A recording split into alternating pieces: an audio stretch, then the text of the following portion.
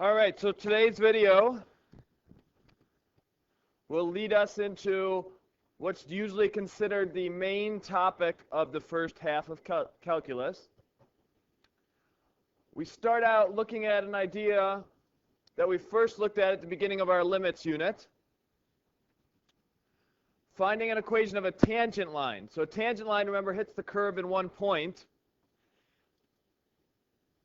And how we did that to find the slope is we thought of it as bringing a point closer and closer and closer to the point where we want to find the point of tangency. So if we want to find it at, say, the point 1, 1, we'll think of this as bringing some x value closer and closer and closer to 1. And using the slope equation, whatever that approaches, that must be our slope of the tangent point. So we say, okay, we have the point 1, 1, and say we have some point x, comma, f of x. Well, in our case, f of x, or y, is really x squared. So we're thinking of the point 1, 1 and x, comma, x squared. Our slope is change in y over change in x. So that'll give us x squared minus 1 in the numerator, our y minus our y, over our x's of x minus 1. And again, x squared is coming from the fact that that's our f of x, and the 1 on top is because that's the y value that goes with our x value of 1. Now we can just evaluate this like we know how to do limits. We can't do direct substitution because it would be undefined, so we factor the top. Then we get a set of x minus 1s that divide out to 1, and we're left with x plus 1. Well, now this is something we can do direct substitution with, so eventually we get that that slope of the tangent line must be 2, because that's what it will be approaching as our point gets closer and closer to 1, 1. Visually, what's happening there?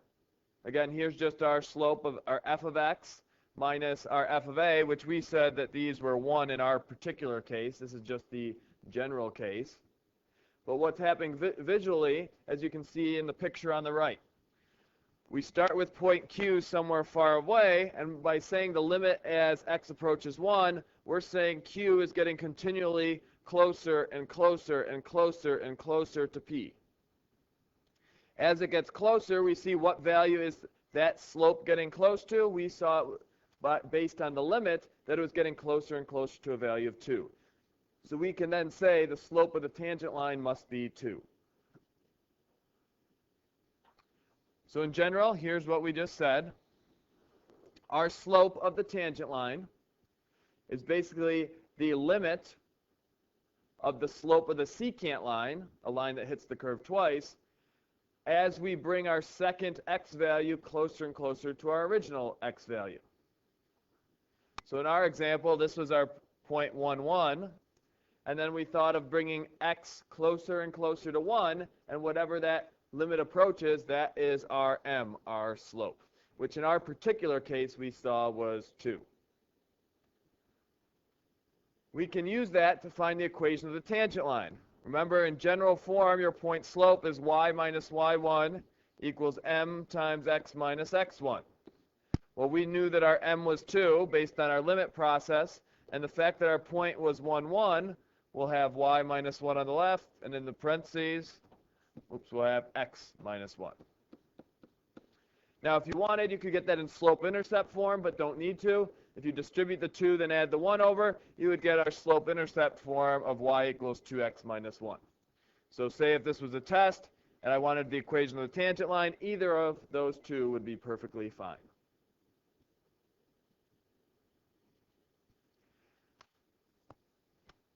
What we're really finding when we're finding the equation of the tangent line, remember, is we're saying that's a good approximation of the curve when you zoom in really, really close. So if we were to take x squared and zoom in really, really close, we'll notice in this zoomed in window, our curve kind of looks like a line. So we're saying that tangent line is going to be a good approximation of the curve around that point.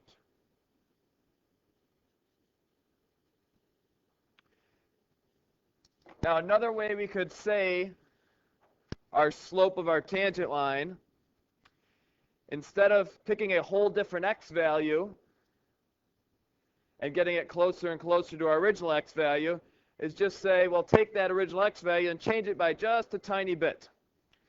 So let's say we had some x value, say like 1 we had. So these a's are like 1s. Well, h can be some really, really tiny number. So think of it as like 0.5 and then becoming like 0.4 and then 0.3, 0.2, 0.1, and then 0.01, 0.001. So h is representing some really tiny number. So we're saying if we find the y value at a, so like a 1, and then find the y value of something really close to that, so like 1.01, that'll give us a good approximation of the slope as well. Now where that's coming from on the bottom, if your x values are a plus h and a, when you do a plus h minus a for your change in x, the a's go away and you're just left with h, and that's why we have that there. So this is just a different way of expressing the same thing, and you'll see it comes into play in a second.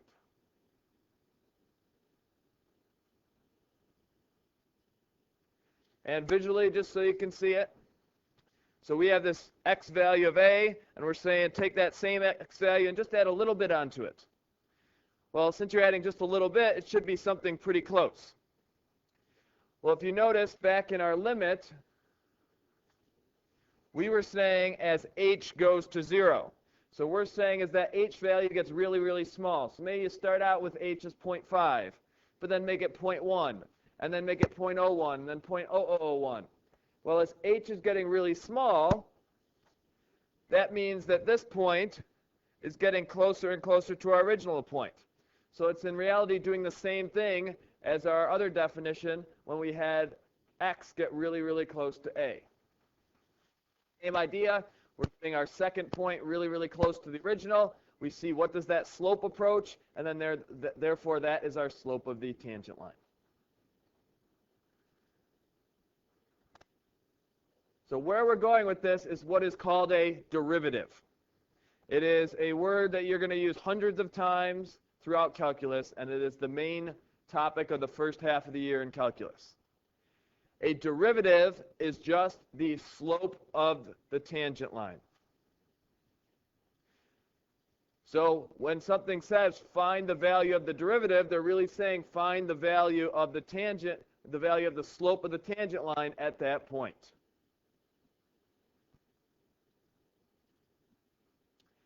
So derivatives.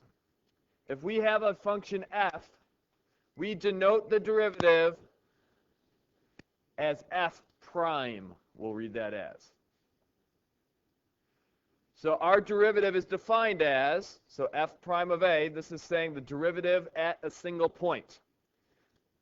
Now the reason it's a function, meaning it's changing, is because our slope at a given point a will likely, unless the function is constant, be different than the slope at some other point.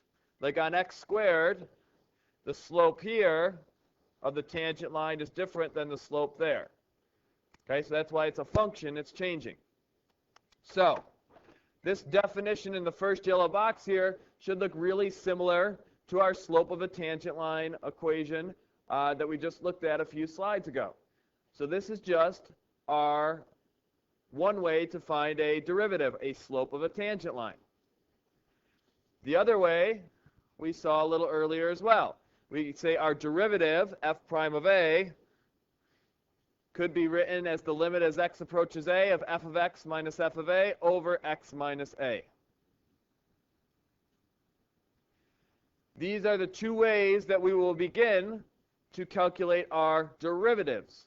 When we say a derivative, we're really finding the slope of the tangent line, remember, at a given point. Now, each of these two definitions you will have to have memorized eventually.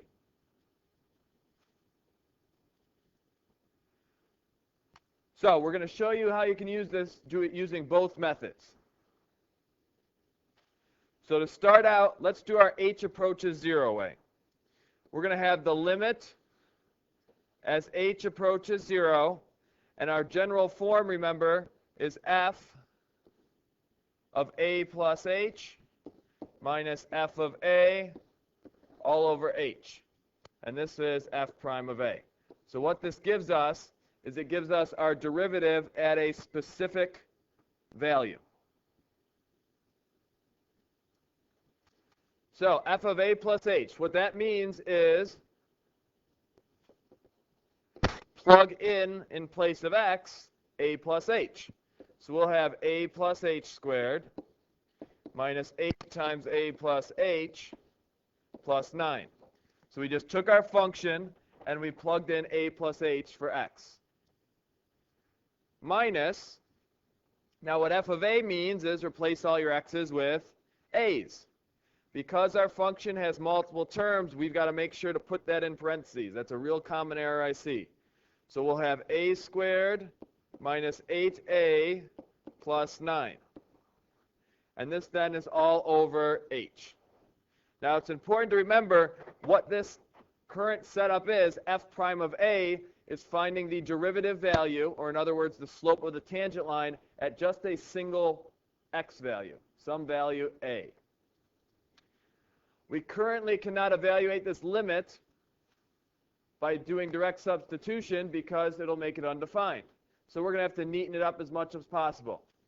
If we go off to the side and do a plus h squared, that's really a plus h times a plus h.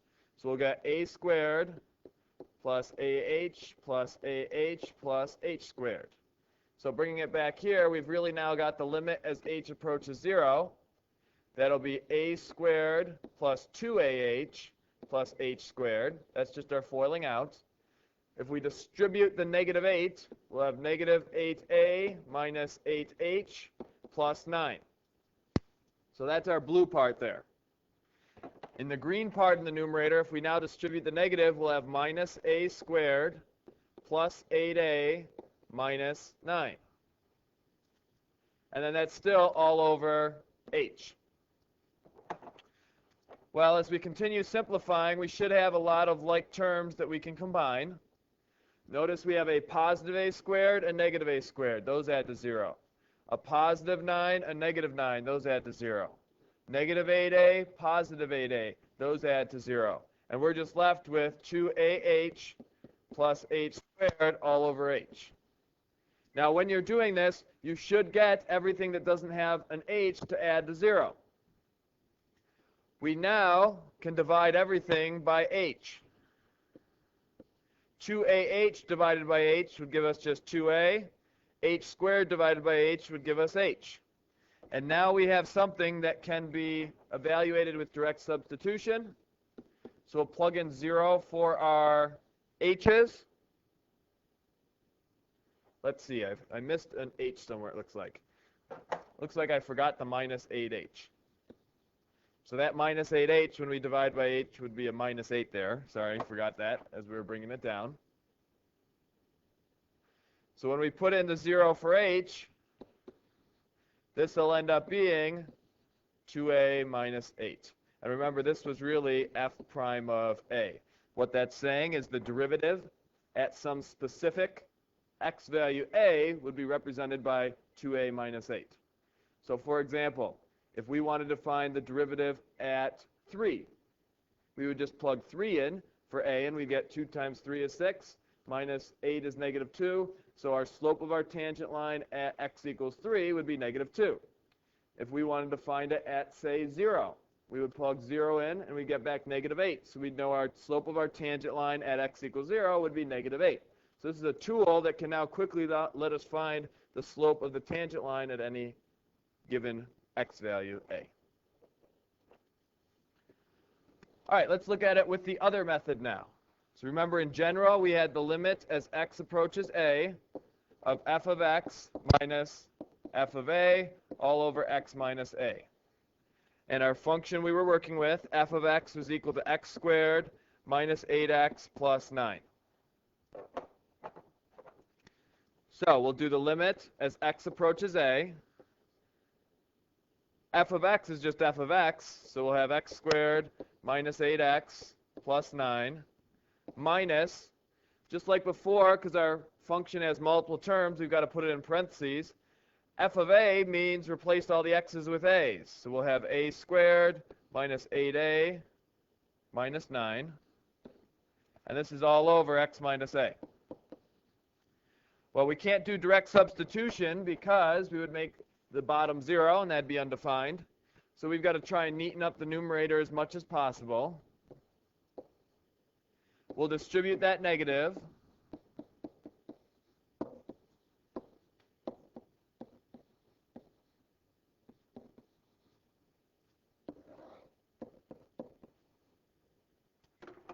And notice we've got a positive. Let's see, this should have been a, sorry, this was a +9 here originally. And then when we distributed the negative, it became a -9. Sorry about that. So we have a +9 now and a -9 now, which add to 0. And this will leave us with x squared minus 8x minus a squared plus 8a all over x minus a. We're going to regroup these. We're going to group the squareds together and the things with the 8 together. So we'll have x squared minus a squared minus 8x plus 8a.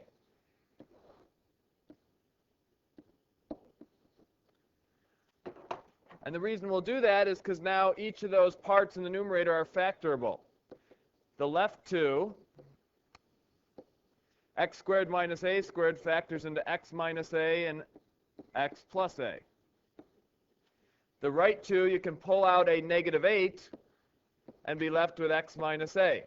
Now the reason we pulled out a -8 rather than a +8 is we're hoping to have x minus a's that'll cancel out.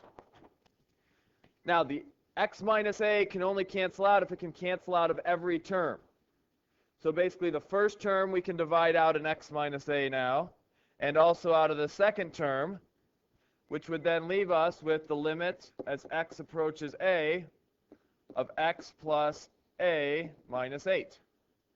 Well, this is now something we can do with direct substitution. Replace your x's with a's. We'll have a plus a minus 8, giving us 2a minus 8. Now keep in mind this was our derivative at some specific x value a, and that's the exact same thing we got by doing the other method.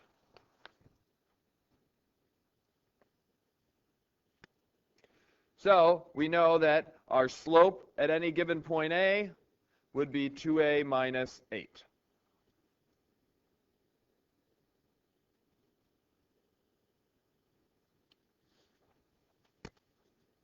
So some important things to remember. The derivative is equal to the slope of the tangent line.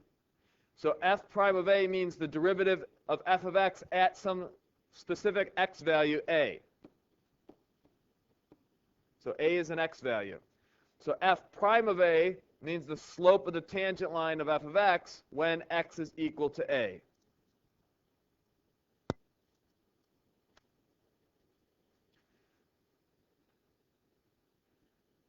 So we can use point slope to find the tangent line of any curve.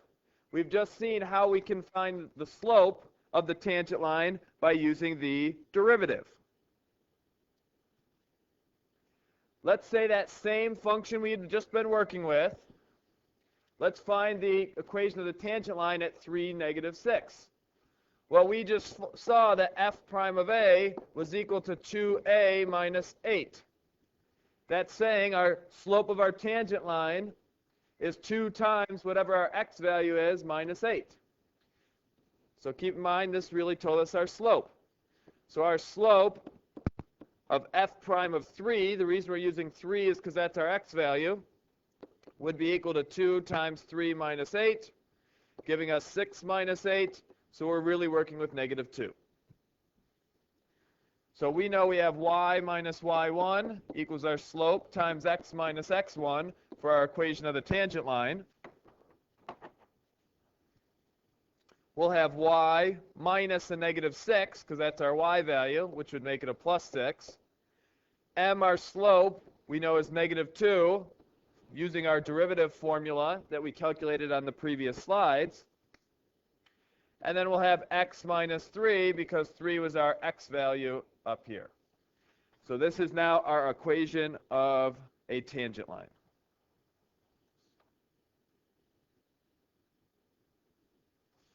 If you got y by itself, you would end up with y equals negative 2x. So either of these would be correct answers if it was a quiz or a test. I would suggest just leave it in point slope form, less work. Visually, what we just found, the blue here is our parabola. We wanted the equation of the tangent line at y equals 3, or sorry, x equals 3, and that's represented by our red line there. Notice it's tangent at the point 3 comma negative 6, which was a point on our function.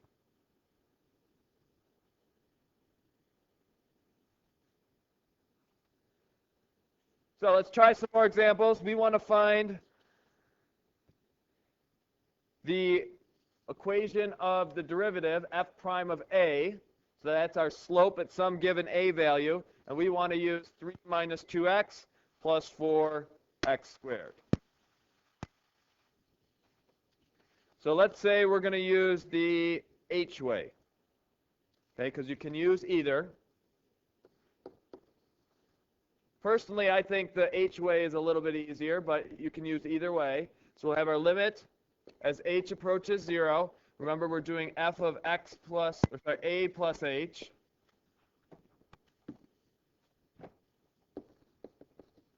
Minus f of a all over h. So we'll have the limit as h approaches 0. F of a plus h means replace all your x's with a plus h. So we'll have 3 minus 2 times a plus h plus 4 times a plus h minus f of a. Remember, there's multiple terms, so we've got to stick it in parentheses. We'll have 3 minus 2a plus 4a squared all over h. So we'll neaten up now. We'll have 3 minus 2a minus 2h. Now let's go off to the side. Oops, it looks like I forgot my squared here. Let's go off to the side and see what is 4 times a plus h squared. Well, we saw in the last example that a plus h squared was a squared plus 2ah plus h squared. You're going to see that so much, you might want to just commit that to memory so you don't have to FOIL it out every time. If you don't remember it, you can just take the extra minute to FOIL it out. When we distribute the 4, we'll get 4a squared plus 8ah plus 4h squared. So we'll put that in now, 4a squared plus 8ah plus 4h squared. And then we've got to distribute the negative to everything in the second term. So we'll have minus 3 plus 2a minus 4a squared. And this is all over h.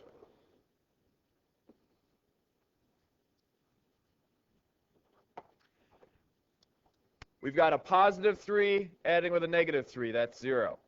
We've got a negative 2a, a positive 2a. That's 0.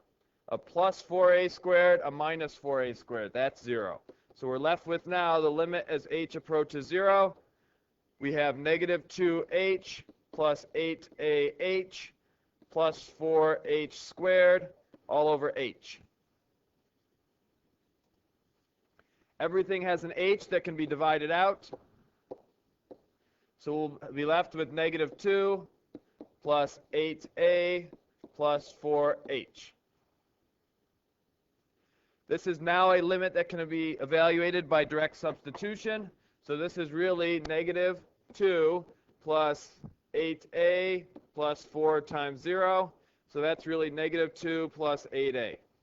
And remember what we just found? We just found f prime of a, which is the value of the slope of the tangent line at some given x value, a. Now, if you'd like, on your own, you could do it the x minus a way to just compare and see that it is, in fact, the same.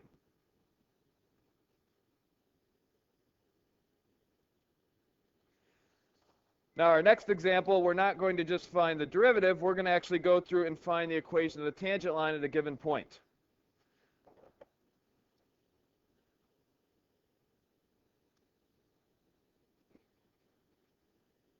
We have y instead of f, so we'll use y prime instead of f prime. And we'll have f of a plus h minus f of a all over h. So y prime is really going to equal 3 over a plus h minus 3 over a all over h. So this example is slightly different, but we'll still just use our limits. And it looks like I forgot to put my limit in. Limit as h approaches 0. Well, you do just like we've done with the other limits. Here we'll multiply top and bottom by a. Here we'll multiply top and bottom by a plus h. So this is really the limit as h approaches 0 of 3a. I'm going to distribute my negative 3 here. That'll be negative 3a minus 3h all over a times a plus h. So all we did was get our numerator fractions there all as 1. And this is all over h. Well, if you have some number divided by h, that's the same as taking that number and multiplying using keep, change, flip by 1 over h. So this here is really like multiplying by 1 over h. So if we neaten things up, we've now got the limit as h approaches 0. 3a minus 3a is gone, so we have negative 3h over. Now remember, we usually don't like to distribute out in our denominator, so we'll just rewrite this as ah times a plus h. Well, notice you have an h that can be taken away, both numerator and denominator, and divide out to 1. So now we've got the limit as h approaches 0 of negative 3 over a times a plus h. This is now something we can do direct substitution with. We'll replace our h with 0. So this is a times a plus 0. So that's equal to negative 3 over a squared. That is our value of y prime. That is our slope at any given a value. Well, we wanted the point 3 comma 1. So we can plug in 3. That'll give us negative 3 over 9. So our slope is really negative 1/3. And now from here, the tangent line should be pretty easy. We'll do y minus our y value of our point, which was 1, equals our slope, which is negative 1/3, times x minus our x value of our point, which was 3. And again, I would say just leave it in point slope form. It's a little bit less work.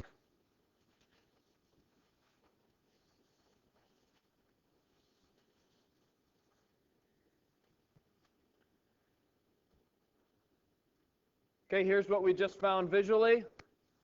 The blue is our original equation, 3 over x, and our tangent line at the point 3, 1 is given there in red.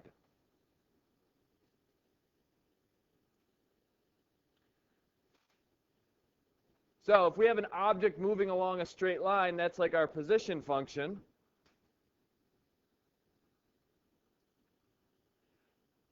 That's kind of like you did in Tango and Rumba if you were in Regents Pre-Calc. So your position function is like your original function that tells the displacement.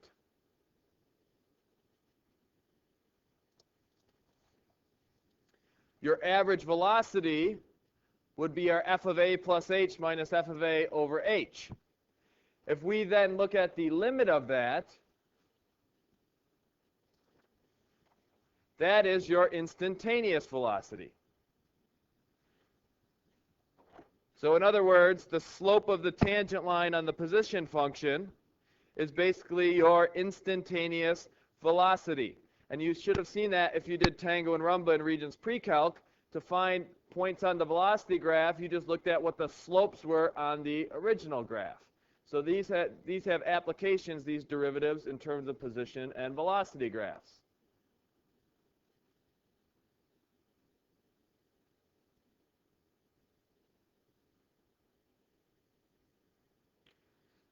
All right, so we're going to look at 2 more quick examples to finish out the video. And we're going to do it our h way as h approaches 0. Remember, That's f of a plus h minus f of a all over h. So this is going to be the limit as h approaches 0. We'll put a plus h in place of x.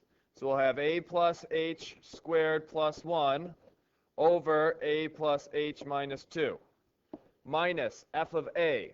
So that means we're doing minus a squared plus 1 over a minus 2, and then this whole thing is all over h.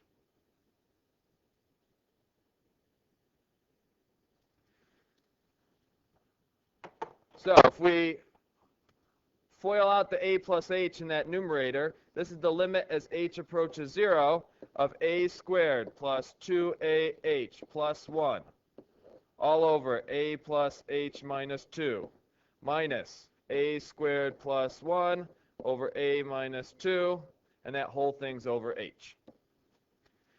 Now it's going to get messy here for a second. To get our common denominator, this is going to have to be multiplied by a minus 2. And this here is going to have to be multiplied by a plus h minus 2. So we're going to take this off to the side. Let's do a minus 2 times a squared plus 2ah plus 1. What we're going to do, we're going to distribute the a to everything and then distribute the negative 2 to everything. So when we distribute the a to everything, we get a cubed plus 2a squared h plus a. And when we distribute the negative 2 to everything, we get negative 2a squared. I'm missing a plus 1 somewhere, I think. I'm missing the h squared. That's what I'm missing. I'm missing an h squared right here from when we FOILed that out. Sorry about that. Let's just rewrite that here. So really we have a minus 2 times a squared plus 2ah plus the h squared, which we forgot over there, plus 1. All right, so same idea. Distribute the a to everything. A cubed plus 2a squared h plus ah squared plus a. Then distribute the negative 2 to everything, and you get negative 2a squared minus 4ah. Then we'll have minus 2h squared. And then negative 2 times 1 is just negative 2. If we combine our like terms, we have an a cubed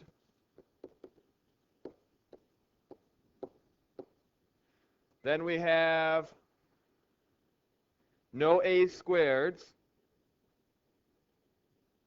Sorry, we'll have minus 2a squared.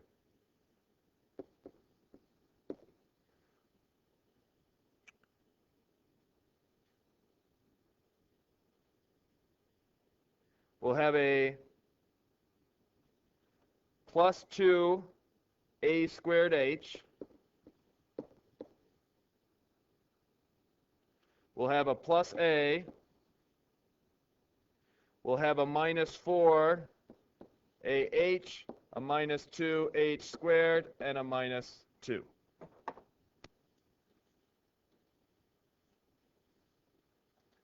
So we'll slide this all down so it's out of the way, because we still have to multiply out our other one. So let's take the a squared plus 1 and multiply it with a plus h minus 2. Distribute the a squared, you get a cubed plus a squared h minus 2a squared. And then we'll also have plus a plus h minus 2 when you distribute the 1.